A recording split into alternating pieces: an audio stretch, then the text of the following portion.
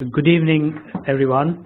It's my pleasure and privilege to speak to you today in this webinar, which has been organized by the Royal College of General Practitioners and UK Vision Strategy. This will be in two parts. The first half will be on cataracts and then some common ophthalmic emergencies with some emphasis on what to do in the primary care setting. Waqar has introduced me. I'm the Professor of Ophthalmology at the University of Nottingham. We'll just start off with a quick tour around the eye. The eye has this outer shell, the sclera, which is transparent in the front and is called the cornea. Inside is the iris and the pupil, and the light then goes through the pupil through this structure called the lens, and we'll be concentrating on this structure. The lens is held in place by the strings called the zonules or the suspensory ligaments, which are attached to the ciliary muscle.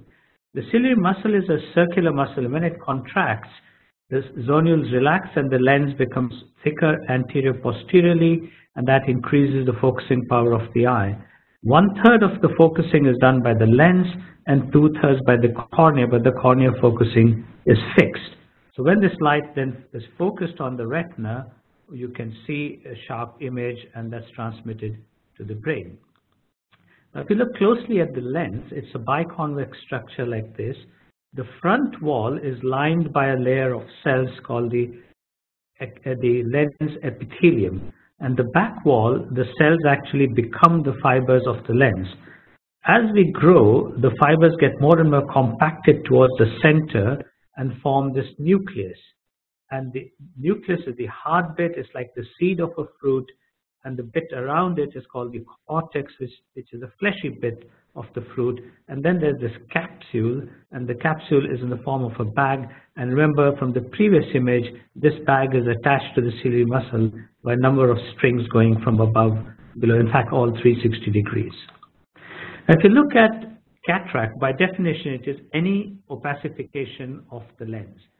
So you can classify that according to where it happens, in the cortex, in the nucleus, just anterior to the posterior capsules is called posterior subcapsular, or it could be in many of these locations together. There are a number of causes of cataract, but age-related cataract is the commonest one really in terms of a public health issue. Bear in mind there are a number of systemic diseases that can cause cataract, and especially skin diseases, because the lens is of of surface ectodermal origin, just like the skin. And if we look at risk factors, then the nuclear cataracts, the one in the center over here, can be due to smoking or nutritional deficiencies. Cortical cataract, on the other hand, is more common in females, and it is due to ultraviolet light exposure and more in the Afro-Caribbeans. And the posterior subcapsular cataract is a very unique type of cataract because although it can occur with age, it is also common in diabetics and people who are on prolonged steroid treatment, no matter what treatment it is, inhalers, tablets, injections.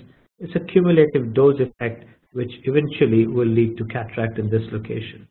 And the incidence of cataract is almost 100%. As they say, if you live long enough, you will all get cataract. But above the age of 60 is present in 50%, and almost 100% above the age of 80. And it's the major cause of blindness in the world. But the important thing is that it's the major cause of curable blindness around the world. And it doesn't just all come together. It starts with a little bit of opacity, as you see, at the periphery, and these come into play only when the pupil is dilated and not when the pupil is constricted, because the central part is clear. As these opacities enlarge and extend to the center, then the visual symptoms start to appear, and eventually it progresses to become very dense when we call it a white cataract or a mature cataract. And trauma also can cause cataract and tends to come on fairly rapidly, but has a fairly unique appearance, and this is this rosette pattern of cataract, like a flower, which is pretty characteristic of traumatic cataract. Now, this is where it becomes interesting from the public health perspective and from a general practitioner's point of view. What are the symptoms of cataract? Excuse me. There are very many of them, and it's not just about vision and how much the patient can see. The patient will get glare, and you can see how this golf ball becomes angelic with a halo around it. That's glare. You can see people will see rainbow halos. Sometimes it's not white, it's like colored halos around light. People will get double vision, loss of contrast, starburst, and even the color vision can be affected. If we look at this over here, what happens is that when light is focusing normally, it comes to a focus straight onto the retina. Excuse me, sorry. When the lens becomes cataractous, then light is scattered. And when light is scattered, more of the retina is illuminated, and that causes this glare. And when the lens becomes really hard and dark, then what happens is no light enters, and then the visual acuity starts to drop more and more. Now let's look at some of these symptoms, how the patient perceives these.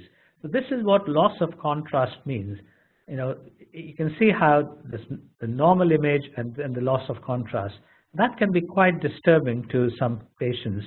This is how a normal street scene would look in the night, in the dark. And this is how it might look to somebody with glare after cataract surgery. Traffic lights will look like this. So although the person will know when to stop and go, but you can see how annoying that can be to somebody with cataract. And why this is important, because these people may have normal vision of 6/6 on the Stellen's chart, which is the commonest way we test vision. This is what happens when they get multiple vision or ghosting. They see this even with one eye closed. It's not a squint thing, it's not double vision as we know it, it's uniocular diplopia or polyopia with the eye with the greater cataract. And here again a night scene, and you can see this is what we call starburst. Oncoming traffic headlights can be like star, and nothing beyond that you can see, and that becomes dangerous as well. And then if we look at the other type of cataract, the nuclear cataract, which starts in the center and spreads, the whole eye becomes opaque. And this is what we mean by posterior subcapsular cataract. And this is the one which is just a plaque right in the depth of the lens, and it can be very, very small. And these types are very commonly associated with the symptoms of glare and halos. But there is sometimes a good thing to cataract. It happens rarely, but is very well known, that as the nucleus becomes harder, its power increases. So people who are presbyopic, which means they need glasses to read, they soon find that they don't need glasses anymore, because the dense cataract and its increased focusing power is allowing them to see for near without glasses. In effect, they're becoming myopic. So their distance vision is being affected, but the near vision comes back, and they call this second sight. But eventually, as the cataract progresses, then that also is lost. So in the early stages, the induced myopia can be treated with glasses, and some patients will have the distance vision improved with glasses, but they have to change the glasses fairly frequently. Color vision is very interesting, and through history we have seen this, and it's very well illustrated by the paintings of famous painters. So a scene which would normally look like this in all its glory and colors would start fading away, and painters would then paint what they see rather than what it should be. For example, if this is a landscape nice and green, what will happen is that with the cataract, the pigment in the lens will cut out the blue-green end of the spectrum, but let the red, which is the greater wavelength light, to go through to the retina, and this scene will then look like this.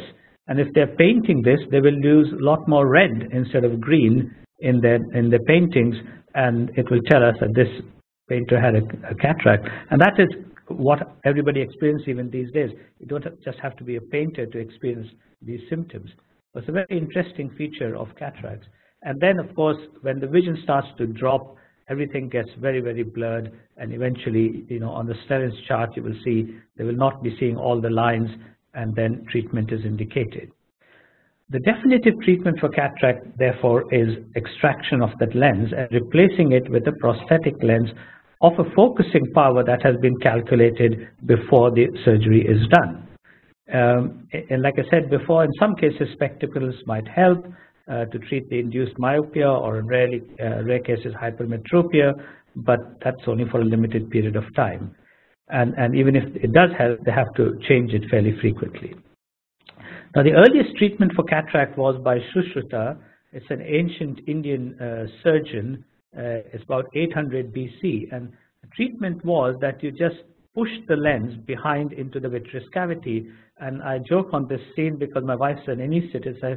These were general anesthetists of the time. They had to hold the patient. The nurses were as smart as ever and always helpful. And you can see the couching operation being performed. And this is predicted in, or depicted rather, in images from the Middle East, and you can see couching being done over here, and all these paintings and pictures show that this was a very common form of treatment. You just dropped the lens, pushed it into the vitreous, the light could get through, but it was completely out of focus, so the individual could get around, could see a bit again, but really not enough for doing any useful work with his sight. Now this is then what happened later on, when people began to know it's better that we bring the lens out, because keeping it can cause some complications. So this is a video, unfortunately with the internet connection being not very high speed, it's a bit jerky on your screen, but a very large incision is being made, as you can see. Then the aqueous is dried and a probe is applied to the lens, and this probe freezes to about -20 or -30 degrees. So everything then sticks to the probe, and here we're sticking the lens to the probe, and the whole cataract is removed within its bag. So it's called intracapsular lens extraction. So there you can see the cataracts come out. The wound is now sutured by a complex series of running stitches, but no lens has been placed in that eye. So clearly this person is not going to see unless they are given glasses afterwards, and these glasses used to be very thick bottle bottom type of glasses. The problem with these glasses were manifold. They had prism effects, they had chromatic aberrations. In short, they didn't see things as well as they should, as well as we do now, but it was much better than being blind due to cataract. And this kind of operation also had certain inherent complications, particularly that of retina detachment, which could be very serious. So obviously that was a big step forward, but not the final answer. And the answer really was provided by one of our own, Harold Ridley, working from London in 1946, designed the first lens implant. And this is arguably the most significant advance in ophthalmic surgery. And he got his idea from the pilots from the Second World War. When their cockpits were shattered, the perspex glass of that cockpit used to get into the eye and stay there inertly without causing any damage for years and years. So he says, why not make a lens out of that? So here is an operation being done where the, the nucleus has been expressed out, but the bag is left behind. The cortex was washed out, and you can see now soon the lens will be put in and pressed into place, and the wound then stitched up. So that was the design of the lens, and this really was the very first innovation in lens, and it's made a huge difference to thousands and thousands, millions of people around the world, and that's why he was knighted not that long ago. Designs of lenses changed, so you could take the lens out intracapsularly, but you could have a lens, artificial lens put in place, and these started helping people see better and better. But this is really what modern cataract surgery is now. So you can see here, a very, very small incision is going to be made in the eye. Again, apologize for the jerky nature of the video. Then about 2.5 or 3 millimeter incision, and now we go and tear the anterior capsule in a circular manner. So when you tear it in a circular manner, it makes a hole big enough for you to go through with an ultrasound probe and sculpt out the hard seed, the nucleus of the lens, as is happening in this video. The second instrument is turning that nucleus around as one sculpts in one direction only, forward, backward. So whatever you want to treat with the ultrasound energy, you bring near the tip, and then it eventually emulsifies and sucks out the hard bit. Then the soft cortex is left behind, and this is working all within the capsular bag. So the back wall of the capsule is intact, and you can see this epinucleus is now removed. And now with another suction device, we go in and irrigate and aspirate the soft cortex. And once you've removed the soft cortex from all over, the interesting part will be putting the lens in. And we can now we have lenses which can be folded and put in the eye, or even injected into the eye. So you can see it's been inserted through a very, very small opening, and then when it's put in the bag, it opens. Its memory allows it to come back to its original shape. The power is pre-calculated, and in these operations we don't even need a stitch. So the extra fluid and jelly is taken out, and the patient's vision is restored. And you can choose the power. Some people choose it for distance, some for near, some one eye for distance and one for near. It's called monovision. And here are some examples of a lens in the bag, and you can see that circular hole in the bag is now slightly scarred, which is no problem because the pupil will be somewhere there. And if the capsule breaks or you have a problem during the operation, then you have to clean up the capsular bag as some vitreous jelly, and you can put a lens in front of the iris, and that's called an iris supported on anterior chamber lens. But the big issue is, you've got, like I said, good vision for distance or good for near, but not for both distances. And usually you get good vision for distance because that's what most people choose. What about reading? And reading is a problem because the lens, unlike the natural lens, does not change its focus. So people have been working on that, and now we have these multifocal lenses where the central part is for near, the intermediate part is for intermediate distance, and the periphery for distance. And at any given time, this lens is focusing light for all three distances, but the brain has to choose which one is going to ignore and which one is going to take. And that is what this lens does. So here is another example of the lens actually in the eye.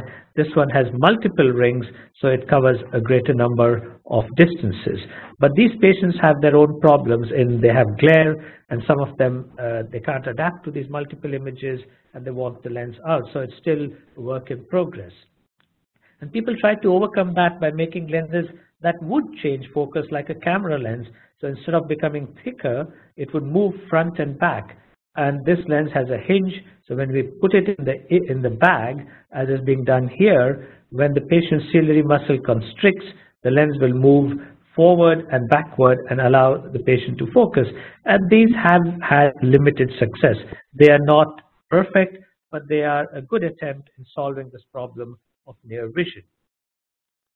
Again, the other issue is not all eyes are nice and round like footballs. Some of them are like rugby balls, and that means the patient has astigmatism. So light is focused in different meridians, and because of that, we now have some lenses which are astigmatic lenses or toric lenses, which can be inserted along the axis. So they have an astigmatic mark on them, as you see in this picture, and then the incision is made such that the lens is lined up. So you have to line it up with that mark, and then the patient gets even his astigmatic correction achieved during the operation. So we move on from that because this is really the latest buzz in cataract surgery is femtosecond laser cataract surgery. So laser, we spent all our lives telling patients, you don't do cataracts with laser, but then along comes this invention which allows us to do just that. So what happens is this laser actually breaks up the nucleus into bits. The laser cuts the sections in the cornea. The laser cuts the capsule in a perfect circle, as you see here, all guided by optical coherence tomography for depth. And then it leaves still the surgeon to come in with the ultrasound probe to take away the pieces that are left. So it's envisaged that in the future, a robot will be able to do that and take away those pieces, and they'll do away with eye surgeons, at least as far as cataract surgery is concerned. But that's, I think, at this moment in time, wishful thinking. But then all science fiction realities begin in comic books, and there you are. So that's what's being done with this laser, and it's very, very expensive at the moment. But the time will come when I think it will be accessible to many people. When cataract is done, I'm only going to take you through one of the big problems of cataract. Remember, we leave the back wall behind. When we leave the back wall behind, in 2 to 3 of 10 patients, that starts to go opaque. And when it goes opaque like that, the patient's vision drops, and it seems to the patient that the cataracts come back. It's called after cataract or posterior capsular opacification or posterior capsular thickening. And this then needs to be treated with another laser called YAG laser, that stands for yttrium aluminium garnet, and that energy is photodisruptive, and it just makes a small micro explosion, destroys tissue, and cuts open a hole in the back wall. And you need to do that only once. It's a cure for that problem. It doesn't come back, and the patient's vision is restored. In the USA, for example, the greatest expenditure on health is for cataract surgery. It's a very, very high volume. And the second greatest expenditure is on this procedure, the YAG capsulotomy, treating the back wall. So that's the kind of frequency of this problem. So in summary, cataract is a very common cause of curable vision loss. It affects visual acuity and quality of vision. Surgery is the definitive treatment. Indication for surgery should not be an arbitrary visual acuity threshold, but rather the effect of symptoms on the patient's lifestyle. Approximately 350,000 cataract operations are performed in the UK annually. Astigmatic correction, which is the toric lenses I was telling you about, are available on the NHS, but the other lenses are not, because they're not been perfected yet, and I think that's pretty wise not to do that. But in the private sector, they are available for those who want to venture into that kind of territory. Laser surgery for cataract is expensive, it's still under evaluation, but it holds a lot of promise for the future. So that concludes my bit on cataract, and I'll quickly take you through some interesting aspects of the common ophthalmic emergencies. We'll cover the anterior segment and the posterior segment in the remaining 15 to 20 minutes. Now, let's start with the anterior segment. From the patient's perspective, there are certain emergencies which may not necessarily be so from the eye casualties perspective, for example, but impacted foreign bodies or corneal foreign bodies are fairly common. And when patient comes with a foreign body and a lot of pain is experienced, sometimes you will find that you can't see a foreign body, but if you put fluorescein dye, and I would recommend that everybody in the primary care sector has a blue light, a cobalt blue filter at the end of a pen torch, and some fluorescein. So when you put the fluorescein in the eye, it's always very dark. You have to dilute it with a drop or two of saline or any other medication, like you put a bit of proximethicin or tetracaine anesthetic, and then the images start to come through, the real damage to the cornea. So here you can see there are multiple linear scratches on the cornea. And when you see that, always think of a foreign body underneath the upper lid. And if you turn the upper lid, this is not the same patient, but sometimes you see a foreign body there, but most of the time the foreign body will be just in that subtarsal sulcus. So what we do for these is we remove the foreign body. Now, with a drop of anesthesia and a cotton bud, you can wipe firmly on this and it will come away. But when it comes away and you see a brown dot on your cotton bud, you will still see a brown dot left on the cornea, because that's a bit of rust that is left behind. And if the rust is going to be an issue, it needs to come out 24 to 48 hours later, and that too in an eye casualty where we pick it out with a needle or with a burr. We polish it out under magnification. And everting the lid can be tricky, but if the patient doesn't have eyelashes you can hold, then it's not possible. But if the patient does have eyelashes you can hold, pull the lid a little forward and press behind with a Q-tip or with a paper clip, and then move the lid upward as you press this downwards, and it flips over easily. Blast injuries will cause multiple foreign bodies on the eye, and these, we pick them out as and when possible, but we don't go for all of them. We wait for them to work their way out to the surface, and it may take several days, and some of them we will never be able to get at. Horn is not so common here, but worldwide it is a common problem, and the message with regard to injury with thorns or organic matter is it's at high risk for infection, and particularly fungal infection. So it's difficult to remove because it's got a pointy end, and if you manipulate it, it can be pushed further in. So we have our own little ways, and one of them was depicted here with the needle. You can engage and take it out. But giving these patients broad spectrum antibiotics from the word go in the primary care setting is important.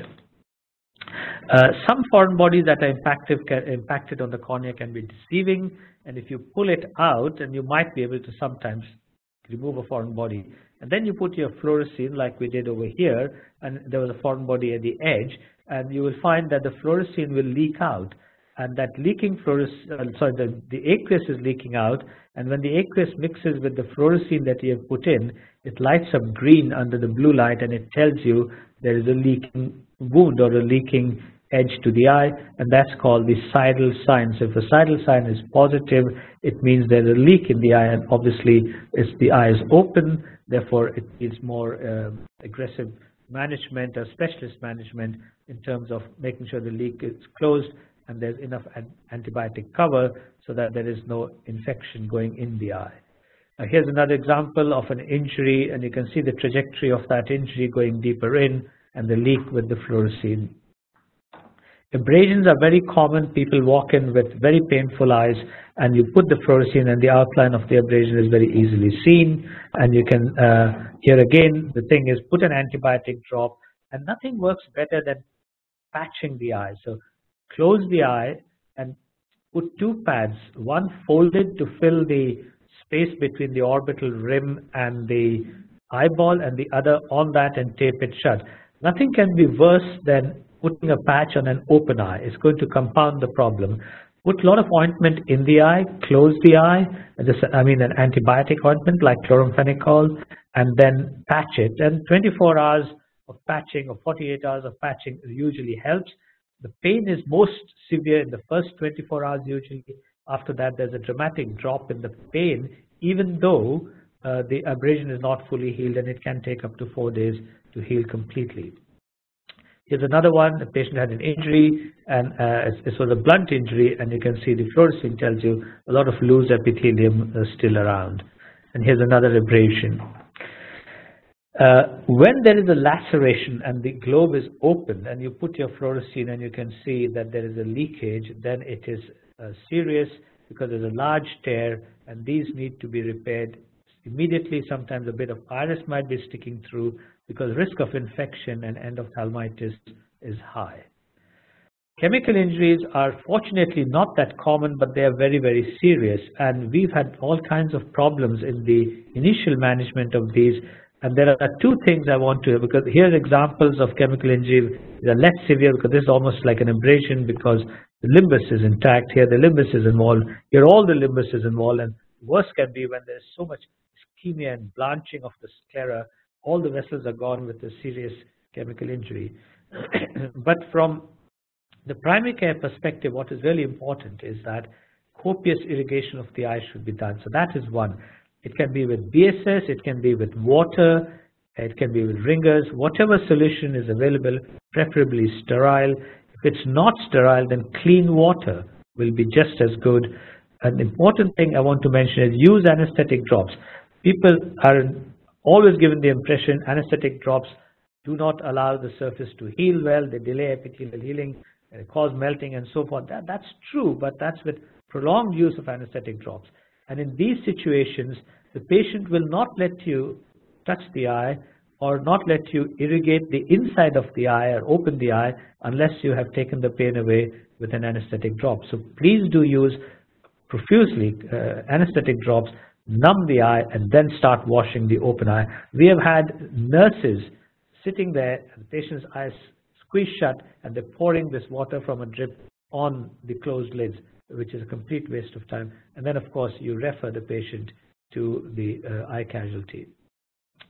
Infections of the cornea can be viral, they can be bacterial, and here you see this large amount of pus in the anterior chamber for a small ulcer. This is called a hypopyon.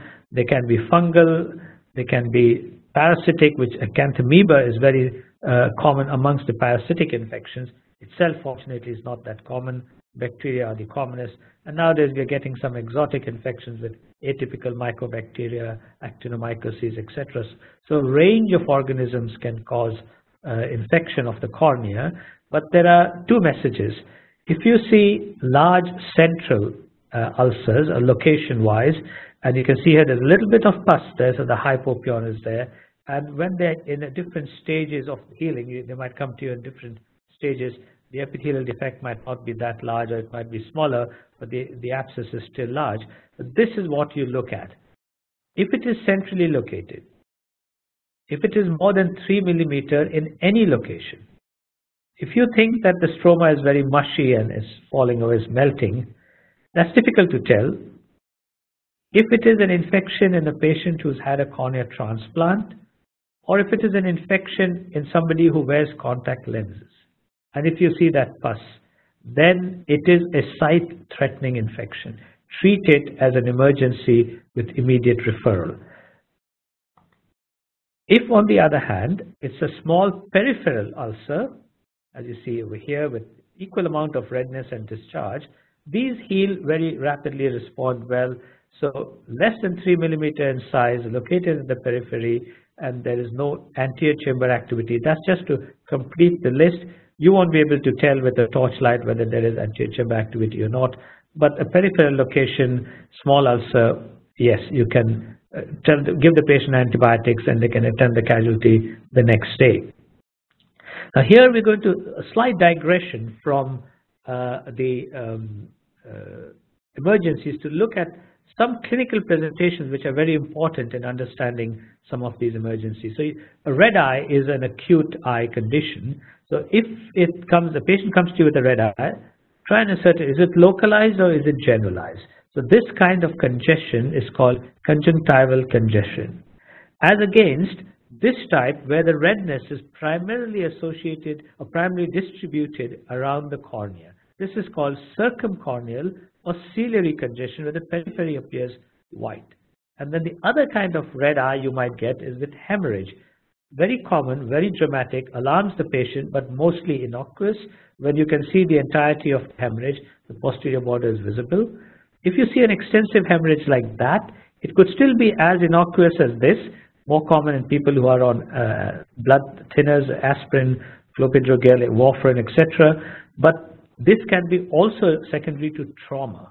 And if trauma causes a hemorrhage like that, if the eyelid, the upper eyelid normal position is just covers the limbus, the lower eyelid touches it tangentially. If that's the state, then the eye is not being pushed forward.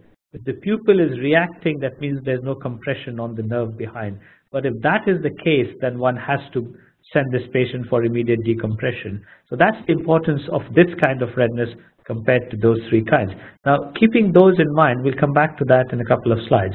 So here is an acute emergency, definitely acute glaucoma, very hazy cornea, very painful eye, a lot of the ciliary injection around, and then a vertically oval pupil.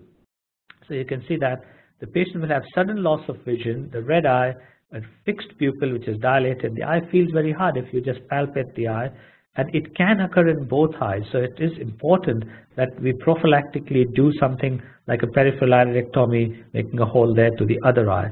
And there have been two instances in my experience, because these people get a lot of gastrointestinal hypermotility. They are vomiting and nausea, and they get admitted through the acute abdomen general casualty, and they have, one of them has even had an exploratory laparotomy, and then week 2 I was called red eye in a patient where they found nothing in the abdomen, and it was due to the glaucoma. So that does happen, and they need urgent referral. And no matter what we do, most of the time some residual visual loss is common.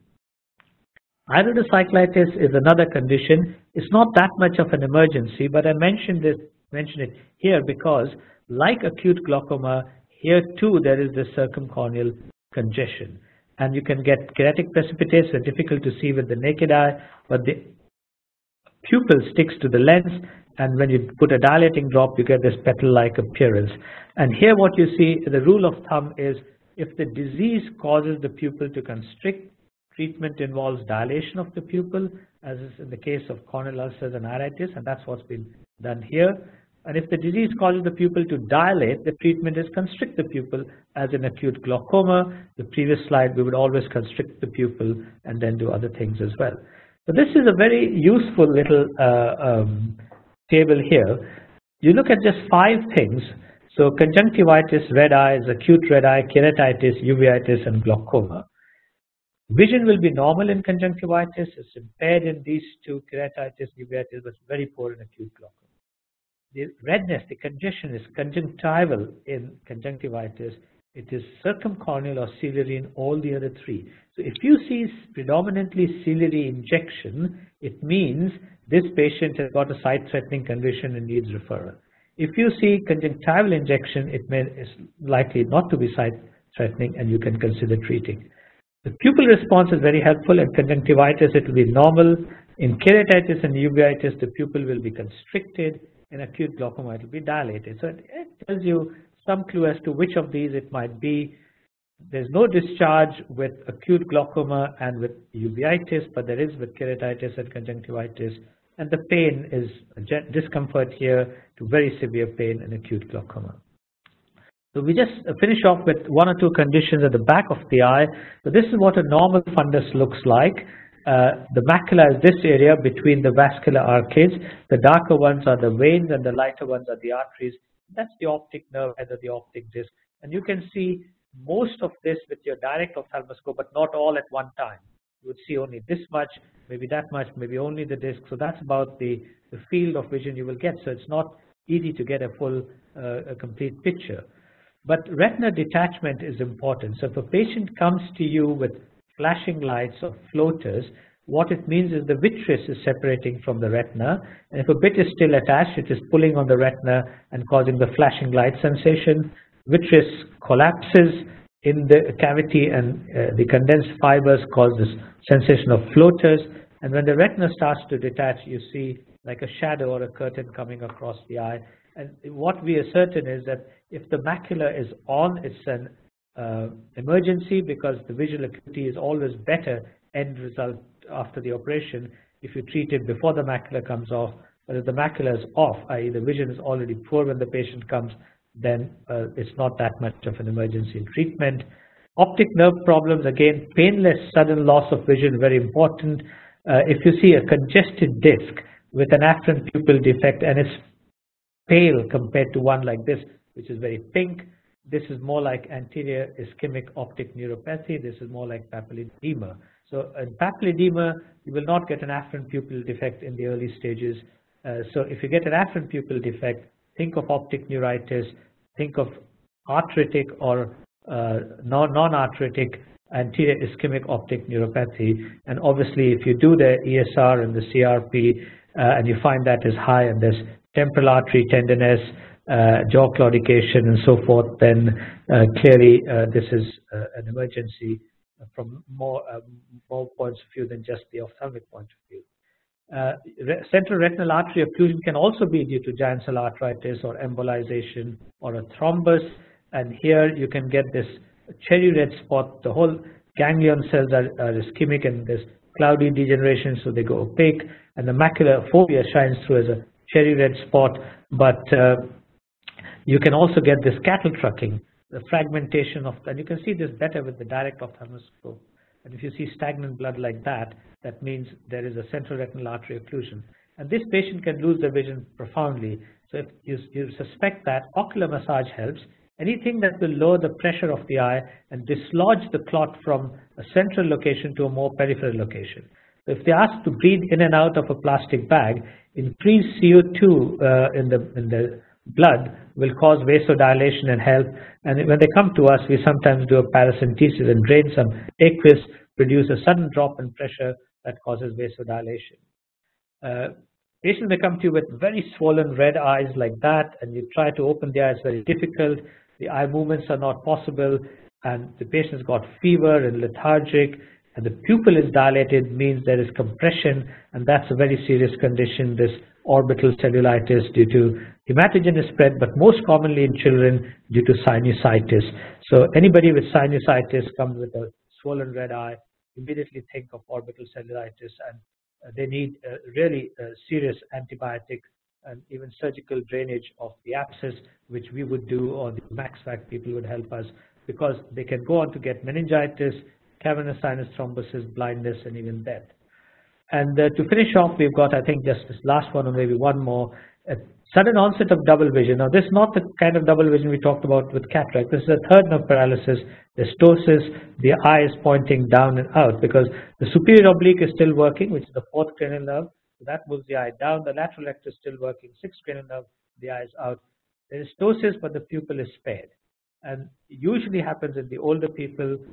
The underlying cause can be hypertension, diabetes, arteriosclerosis, but aneurysms can cause painful third nerve, and not always, but sometimes. So that's a serious thing. And even giant cell arteritis, people can present with double vision. So that's why it's important to check them out with the blood tests.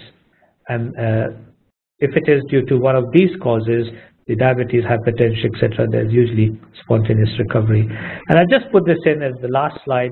It's not very common, endophthalmitis following cataract surgery, but it's extremely serious when it happens. And you can see the incidence about 1 in 1,000, and 350,000 cataracts are done in the UK, as I said. And here, any patient with cataract who's had cataract recently comes to you, and you find the patient complaining of pain, or the says that the vision was good but suddenly gone, and the cornea looks very hazy, the eye is red, then think of this condition and ask them to attend the eye casualty. So in summary, common ophthalmic emergencies can be due to trauma, blunt and penetrating, mechanical and chemical, and it affects all parts of the eye. Infections can be corneal, can be that which is on the eye, intraocular endophthalmitis in the eye, or around the eye, which is orbital. Inflammation, and not just infection related, but also immune mediated, especially vasculitis, affects the cornea, the uvea, the retina, extraocular muscles. And these, although they are important from the cornea in terms of, from the eye in terms of what they might do, but they are also important in terms of what they might do to the patient as a whole, to the heart, to the lungs, and inside the organs, and can be serious. Vascular causes for muscles, palsies, diplopia, the artery occlusion we have seen, and even optic neuropathy, and these two are linked. And the eye pressure, there's only one, this acute angle closure glaucoma, which can lead to sudden and profound visual loss. So these common ophthalmic emergencies that I've talked to you about can be sight-threatening, they can be eye-threatening, and often life-threatening, and hence need to be taken seriously. Thank you very much for listening to this. I'm happy to take questions.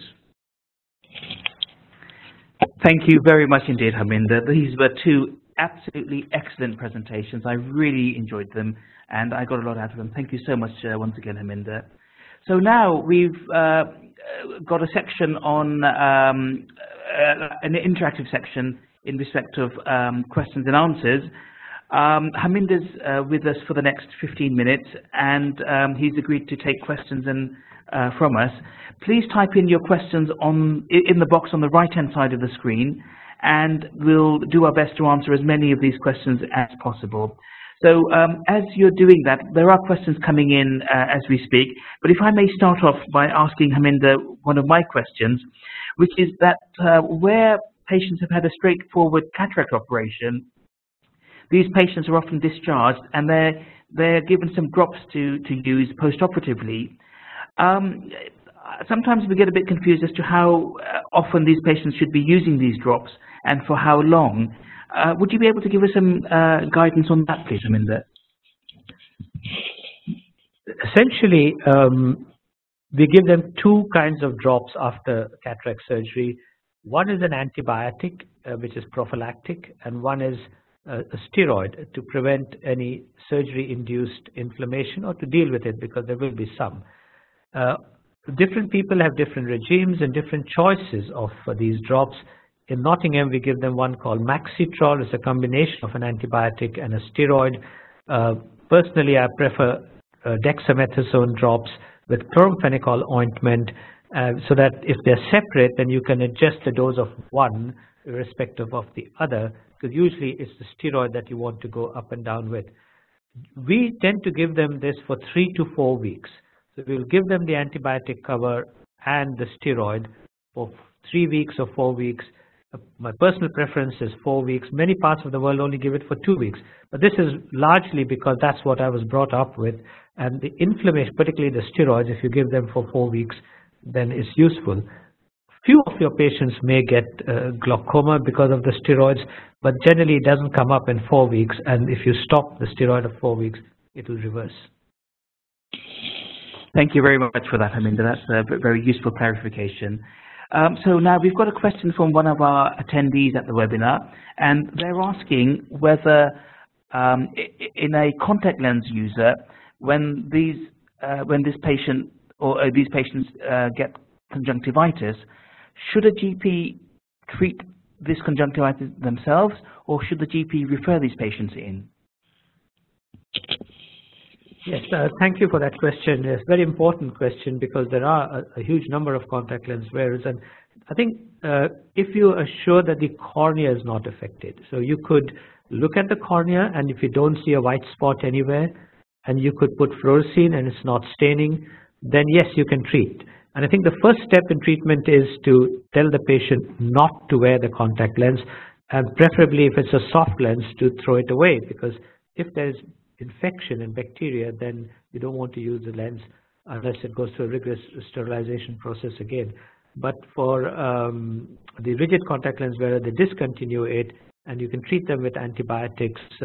We would give them, again, a chloramphenicol drop, but you have fucithalmic, and nowadays there are other levofloxacin. The fluoroquinolones are usually pretty good because they cover a wide range of organisms and can be used in the outpatient setting quite nicely.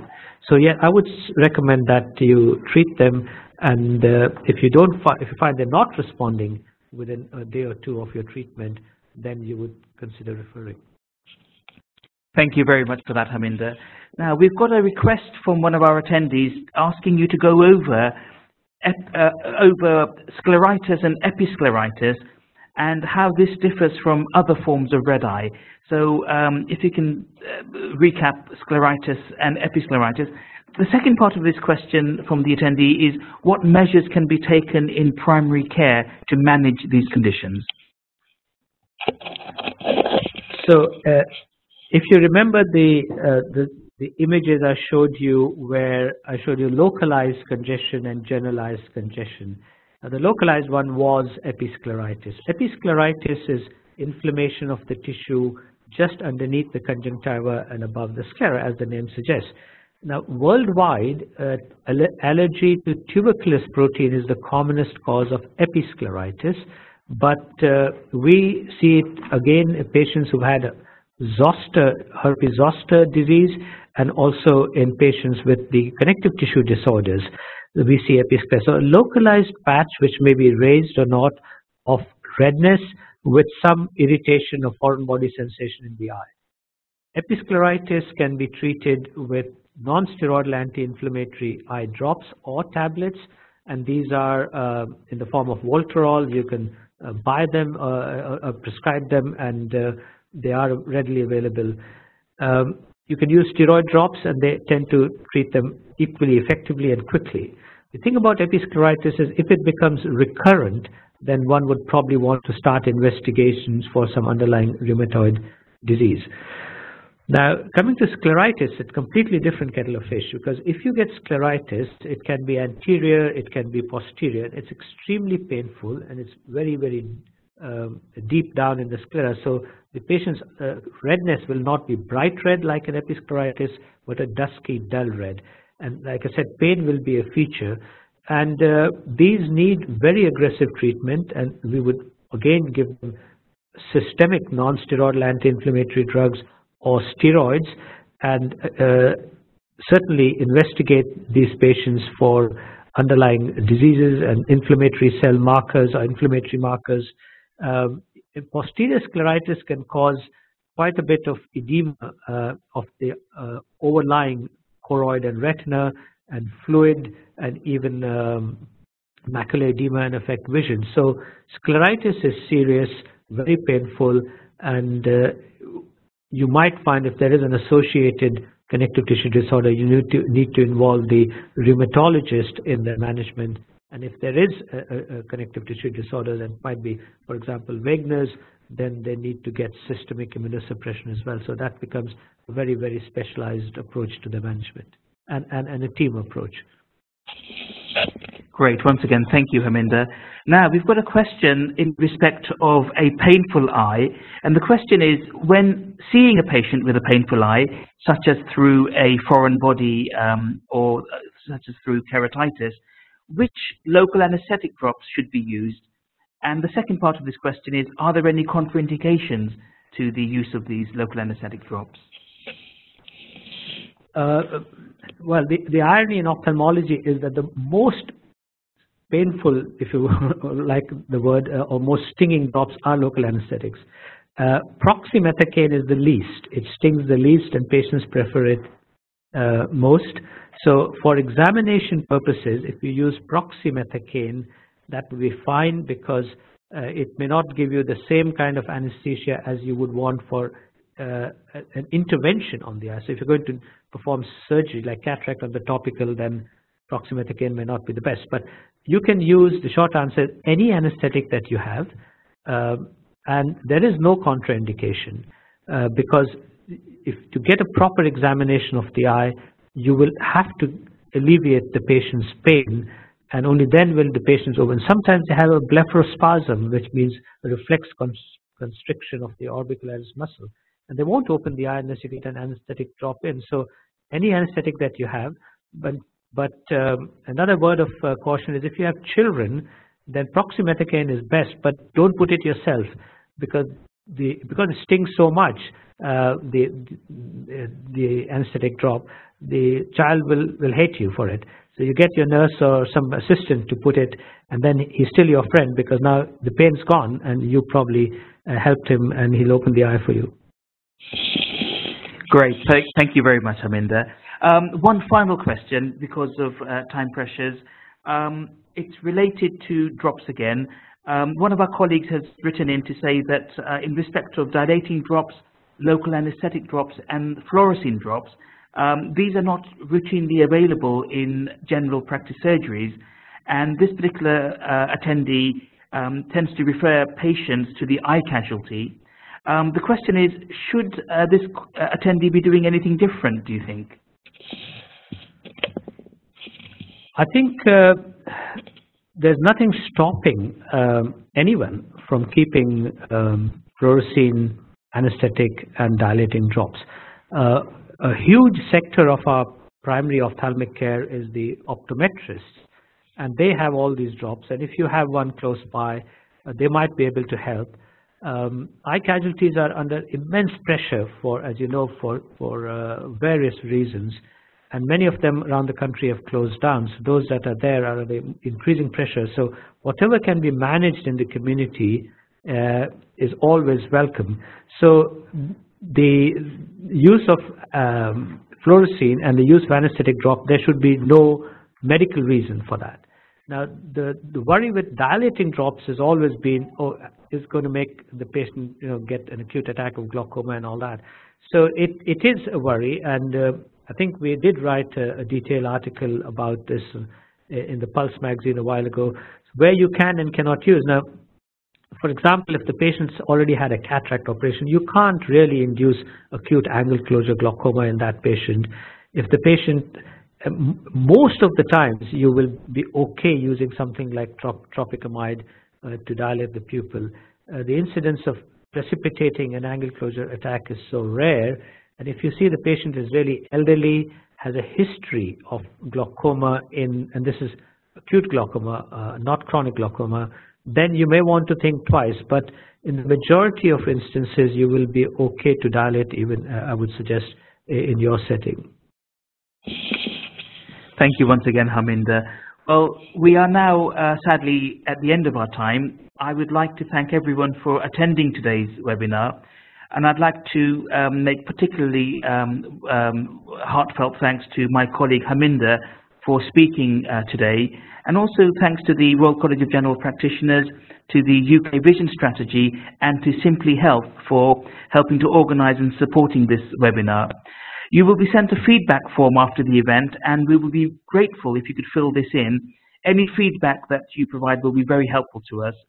You can find out more about the Royal College of General Practitioners Clinical Priority Programme for Eye Health on the UK Vision Strategy website, and that's at www.ukvisionstrategy, all one word, ukvisionstrategy.org.uk. I would also strongly recommend that you join the Eye Health Network if you haven't done so already, and information on how to join is located on the UK Vision Strategy website. So it leaves me to say thank you once again for attending the seminar, and wishing you a good evening. Bye-bye.